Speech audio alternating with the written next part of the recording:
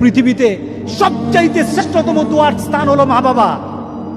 ওই মা বাবা যদি হাত পাতে আরশ পর্যন্ত পৌঁছে যায়, ওই মা বাবা যদি বদদুয়া করে, পৃথিবীর সব তীর সব টার্গেট মিস হতে পারে, কিন্তু মা বাবার বদদুয়া কখনো মিস হয় না, কখনো মিস হয় না।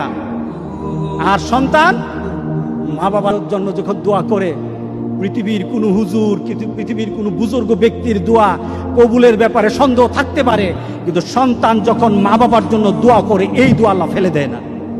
সুবহানাল্লাহ। কারণ মা বাবার এই দোয়াটা শিখিয়ে দিয়েছেন স্বয়ং আল্লাহ সুবহানাহু ওয়া তাআলা, রব্বির হামহুমা কামা রব্বায়ানি সাগীরা। আপনি কবরে থাকবেন, আপনি প্রত্যেক নামাজে আপনার সন্তান দোয়া করবে আপনার জন্য, রব্বির হামহুমা কামা রব্বায়ানি সাগীরা। পড়েন, মা বাবার জন্য দোয়া করেন প্রতি নামাজে বলেন মা বাবার জন্য, রব্বির হামহুমা কামা